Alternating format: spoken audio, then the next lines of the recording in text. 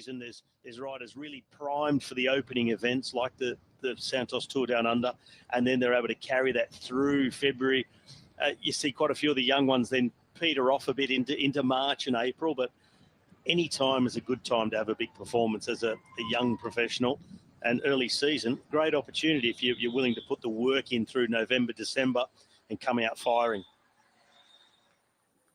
Through the streets around San João. I think I remember 2 or 3 seasons ago there was a crash in and around this town. Certainly a similar section of road. Looks absolutely glorious, by the way. The whitewashed buildings, the old square and church there. Certainly on the list for a coffee stop for a ride around the region. Beautiful postcard pictures. You get, the peloton in the early season sunshine racing through these small villages. But if you ask the riders, they'd probably rather just be on a freeway in terms of how it makes them feel about, the safety of the race. And it's not that the course is unsafe. It's just that it's early season. There's a race to be won. Teams and riders pushing to the front. They want to be in control. It just comes with the territory. It's nothing against the organisation or the race route itself. Very pretty, though.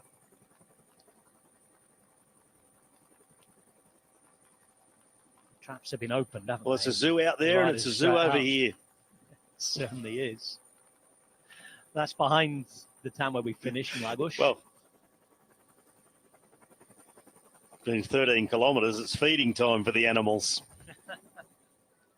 Probably at the zoo as well. Let's see how wild it is when we get to the finish.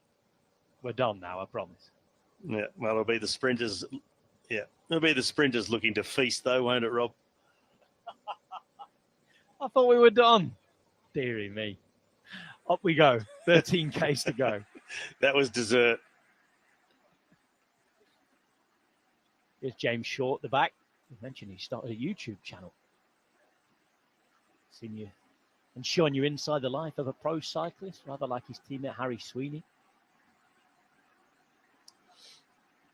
Has he given his show a name? I don't know, Sure Thing?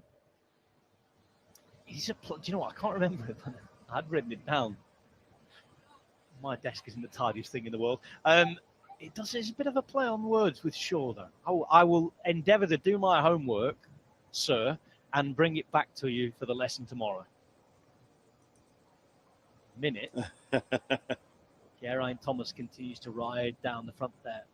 Former British champion, 2-time winner of this race.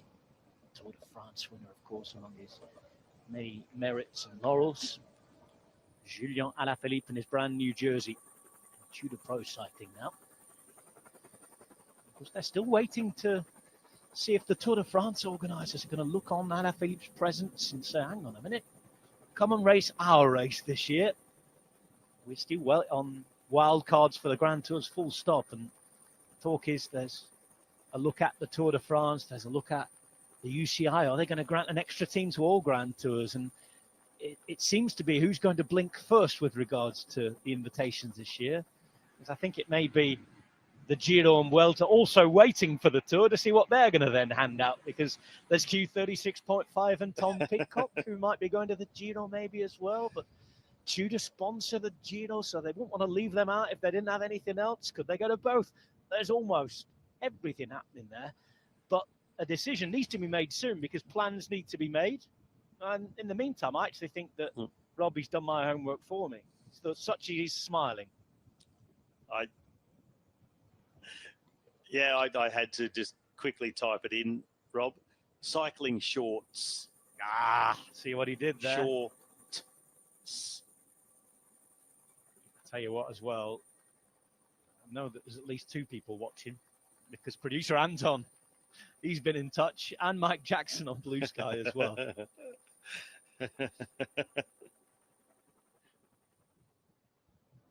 We're approaching the final 10 kilometres. Things have slowed down considerably, haven't they? Yeah, I mean, that's the thing, Rob. I'm always amazed that it looks slow in this situation. You see them all spread across, that looks slow. But if you actually tried to ride next to them, you go, oh, we're going a bit quick. It's still enough for Jonas Vingegaard to be able to look to the side and just a quick couple of words. But you know, we're still cruising at above 40k an hour, and these guys are just in second gear. Yes, the speed is certainly relative to what it was, which was absolutely crazy for the fact that there were 25k's to go. But with 9.5k's to go, it's going to change again soon. Ever so slight bit of climbing as we're on our way into the false flat downhill in just a moment's time that will lead us all the way to Lagos. The speed will go from the jolly at the moment, able to have a conversation or two with those on the front, to the supersonic rather quickly. The afterburners lit early, and with all the road furniture to come, sprint teams and GC protectors hoping to have their riders at the front when they need to be at the front. This is Benzafrim in the Algarve backcountry. We started the day in Portimao, 190 kilometers on the menu, and we have 9 of those to go.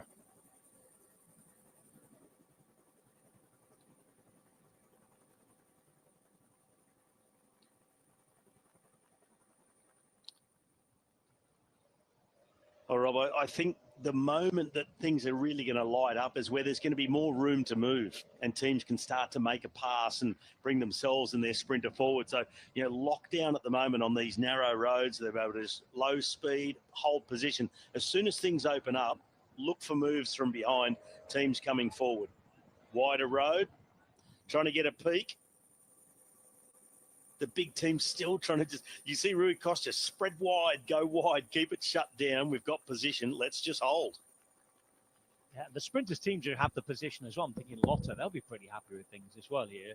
If they weren't in that position, they'd be already probably looking for a way through to the front. You can see Bahrain Victorious have found a way through the bodies and at the front, just as that has narrowed and then widened a little bit. They're now through the front. Number 126 for them, Brian Olivo, is there. There's a gap opening in the center, and this is where things could start to change again. A couple of Sudal quick-step riders moving up. Rebel Bora Hansgrohe keeping that position for Jordi Meus for the sprint and for Primož Roglic to be kept safe on GC. On the left-hand side, Lidl Trekker looking after Theo Gegenhardt as well. Yeah, and also I'm just noticing that Matthias Vacek is on the wheel of Jasper Stuyven. So that looks like the lead-out combo for Lidl Trek as well. Geraint Thomas doing a really good job. And that'll be for Sam Watson, who's had a couple of top fives already this season at the Tour Down Under. And he's on the ups. He's gone from 5th to a 4th. And he's a guy who, not an out-and-out sprinter, someone who survives a tough course as well, really climbs quite well, which is maybe no surprise for a rider from the Ineos Grenadiers. You know, they do like all of their riders, whether they're a pure sprinter or not, to climb quite well. And I'm really looking forward to see the 2025 race debut of their new sprinter in Caleb Ewan. Not quite sure yet exactly where he's going to start and when. There's chat about Don't think that's been Settimana confirmed Coppi as Bartali. yet, or a quiet start, like a sort of a bit like a soft launch before getting into the bigger stuff, to let him just, you know, regain full fitness, find some racing legs, maybe also gain a bit of confidence, get himself back to where he was in terms of the sprinter's head on the shoulders of a body that is still insanely quick. Solar Power City, just outside of Lagos. The hills off to the background and the clouds that the riders found themselves in earlier on. There is plenty of sunshine down here, certainly the closer you get to the coast. How much power will there be as they motor towards it? 6.2 kilometers to go. I'd say about 1.21 gigawatts. Who's going to produce it? We'll see in the future. You're full of them today. You can tell it's late down there, Latin. You've not got the six-pack next to you, have you? I know. I watched that movie last week with my daughter who'd never seen it before. Back to the Future. For those of you joining us late, Robbie, he's doing his best to stay awake at well past, I think, 2 o'clock in the morning now. down over in Queensland. Here in Europe. Yeah, it is 25-3, it is. Is it? Oh, way past your bedtime. Dirty stop out, dearie me. Well, in 5.5 K's time, you'll have reason to stop up because you will be dissecting this sprint for us. It's calmed down in the last 15 kilometers, hasn't it? The heads of state, if you like, of the peloton who've been at the front. Diplomatic conference calming it down, but now there's a different look. There's head on, game on, tunnel vision ahead as they're about to set up their sprinters. It's still very regimented. You know, the teams all sort of lined up, nobody mixing in against and within other trains just yet. Lotto over there now on the left of picture, and the man in the Belgisch driekleur, the Belgian champion Arnaud Delis, primed to launch his sprint. Right-hand side, EF Education. Rui Costa doing the job for them on the front of the team at the moment. They're riding for Madis Mikkels. Just sort of in danger of being bumped out by Tudor Pro Cycling in their black jerseys on the left-hand side. They're going to have plenty of power racing for them to back up Alberto Dainese.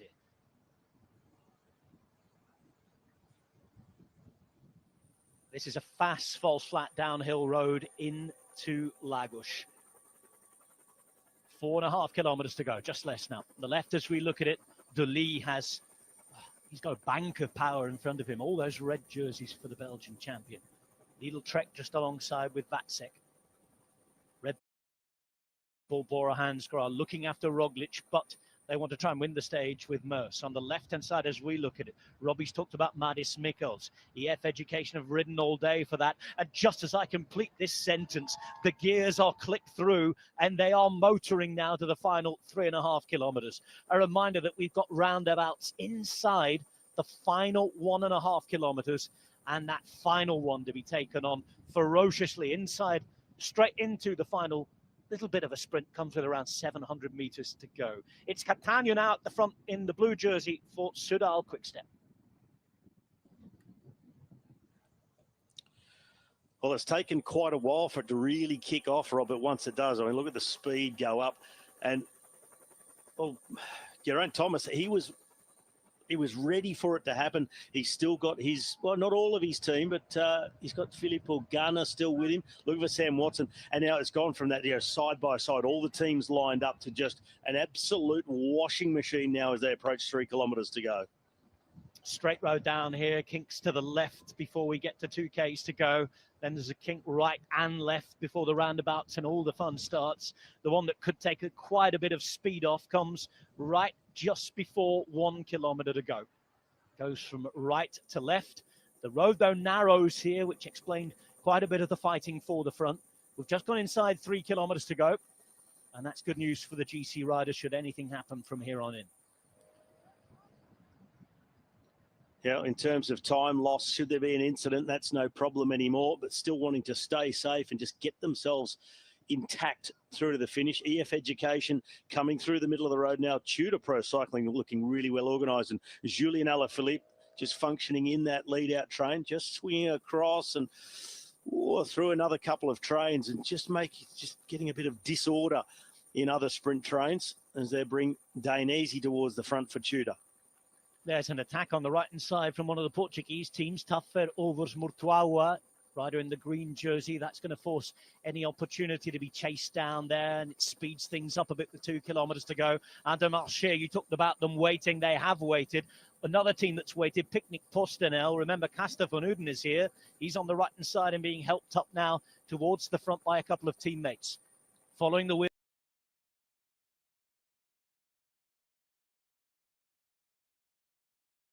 is Lewis Askey of Groupama FDG. We talked about Sam Watson wanted to be involved as well for Ineos Grenadiers. On the left-hand side, Belgian champions looking good, but his leader has lost him for the moment. Milan Fretin is there, 1.5 kilometers to go. We're going to a big roundabout to the left now, Robbie. Yeah, big roundabout coming. Passage on the right-hand side, swooping all the way around. Jordi Mears piloted well towards the front now. He's got a teammate on the front. Arnaud Delis is now onto the wheel of Jordi Meus down there. So he's picked his man he wants to follow. Fretin also up there for Cofidis, a man who won his last outing and be looking to go back to back. 1 kilometre to go, and you can see that Wout van Aert comes up to this final roundabout in just a moment's time as they'll go to the right and into the finish straight. Inside the first 20 positions, there is the first left-hander. It's still got to go to a right-hander onto the finish. We're inside the final 1,000 metres now. There's a bit of disorganised scene at the front now because Red Bull Bora Hansgrohe looking around. There is that 1 kilometre to go, Kite, slightly later than we were expecting it. Here then is that final roundabout passage up now in towards that left. They'll swing over to the right and into that final finish straight. We're looking around at the positioning. It's been ever so slightly organised and calm, but then it's exploded into chaos.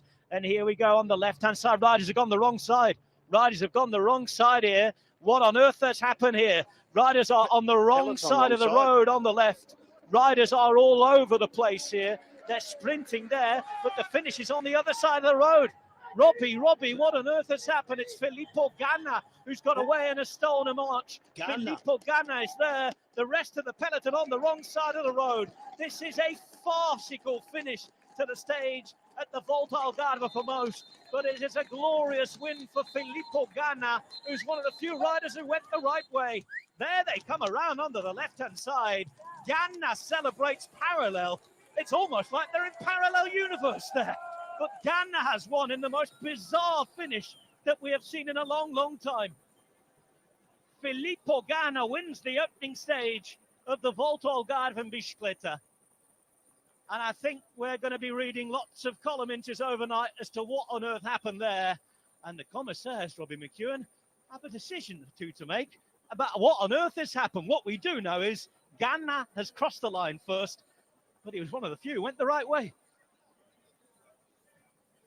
Yep, one of the very few that went the right way. But the ruling is we'll see riders now clambering over the barriers to actually cross the finish line.